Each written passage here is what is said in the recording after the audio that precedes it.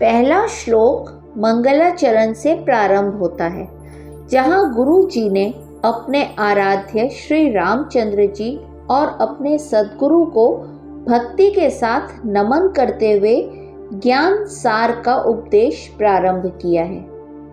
फिर हमने देखा कि बद्ध जीव किसे कहते हैं और वह संसार में हमेशा दुखी क्यों रहता है। उसके बाद हमने मुमुक्षु व्यक्ति के स्वभाव के बारे में जाना। अब आगे श्लोक संख्या 4। ईशस्य दासो हमिति प्रजानन तेनैव युक्तो विविधेषु कर्मसु देवस्य काव्यं जगदेत दाततं पश्यन् सदा कर्म करोति साधकः। अर्थात साधक साधना करने वाले को कहते हैं। उसके मन में यह भाव होता है कि मैं भगवान का दास हूँ। अनेक प्रकार के कर्मों में भगवान ही मुझे प्रवृत्त करने वाले हैं, ऐसा दास्य भाव उसमें रहता है। जगत को वह भगवान की रचना समझता है। अज्ञान अवस्था में यह आदमी अपने आप को ही कर्ता और भोक्ता मानता है। वह सोचता है कि यह जगत सत्य है और मेरे भोग के लिए है। लेकिन साधक अवस्था में उसका सोचना होता है कि मैं कर्ता नहीं हूँ, मैं तो निमित्त हूँ, मैं स्वामी नहीं, मैं तो सेवक हूँ।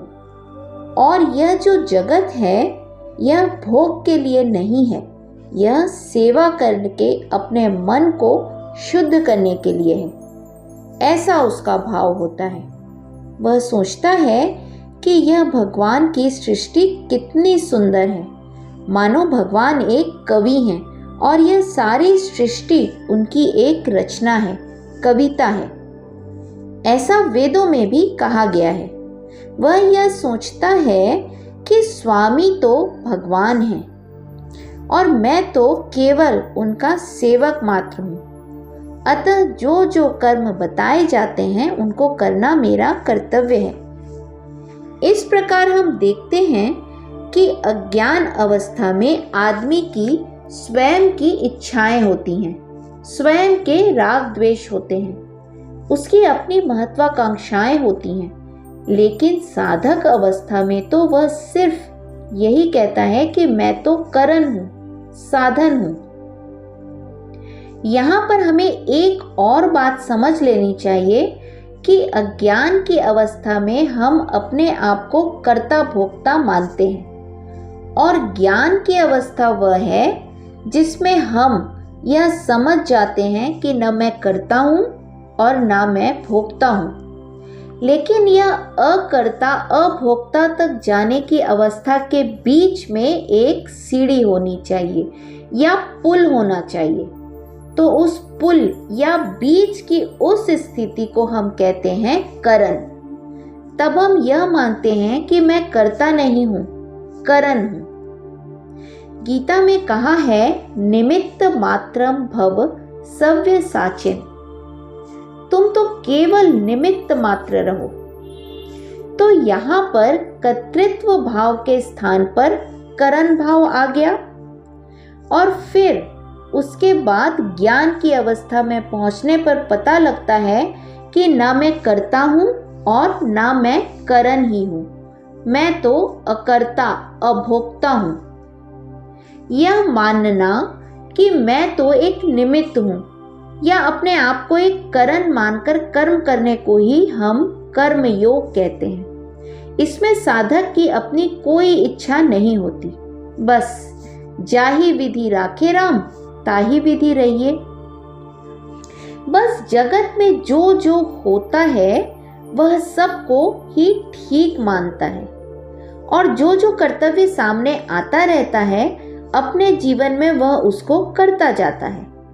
कभी कभी यह भी शंका उठती है कि हमें कैसे पता चलेगा कि भगवान हमें कौन से कर्तव्य में लगाना चाहते हैं। तो यहाँ यह समझ लेना चाहिए कि अपने जीवन में परिस्थितियां अपने आप आती रहती हैं और उन परिस्थितियों में आप अपना कर्तव्य बस करते चले जाइए। सिर्फ इतना ध्यान रखिए कि सब काम ठीक हो। लेकिन होता यह है कि हमें किसी कर्म में द्वेष होता है तो किसी कर्म में राग होता है। यानी हमें कोई कर्म करना बहुत अच्छा लगता है और कोई कर्म अच्छा नहीं लगता। फिर हम उन कर्मों को करने में अपनी मनमानी करने लगते हैं। बस यहीं से सारी तकलीफें शुरू हो जाती हैं। जब साधक इस प्रकार से साधना करता है और अपने कर्तव्यों का पालन ईश्वर की सेवा समझकर करता है, न उन कर्मों में अपना राग न द्वेष रखता है, तो फिर उसका मन शुद्ध हो जाता है। फिर ऐसे शुद्ध मन वाला व्यक्ति जिज्ञासु बन जाता है। साधक के बाद जिज्ञासु की अवस्था आती है। तो सबसे पहले हमने देखा कि हमारी एक बद्ध जीव जैसी अवस्था होती है। बद्ध के बाद मुमुक्षु की अवस्था में हम आते हैं। मुमुक्षु से ऊपर उठ के हम साधक की अवस्था में जाते हैं और फिर जिज्ञासु बनते हैं। हम यदि अपने व्यवहारिक जीवन में देखें तो हमें पता चलेगा कि पहले तो हमारे मन में कोई इच्छा उत्पन्न होती है, फिर हम साधना करने लगते हैं। बाद में एक समय आता है जब इतनी सी साधना से हमें संतोष नहीं होता और हमारे मन में गुरु के पास जाकर ज्ञान प्राप्त करने की इच्छा होती है। यह सब साधना का ही परिणाम होता है। फिर वह जिज्ञासु की अवस्था में पहुंच जाता है। उस अवस्था को हम अगले श्लोकों में देखेंगे।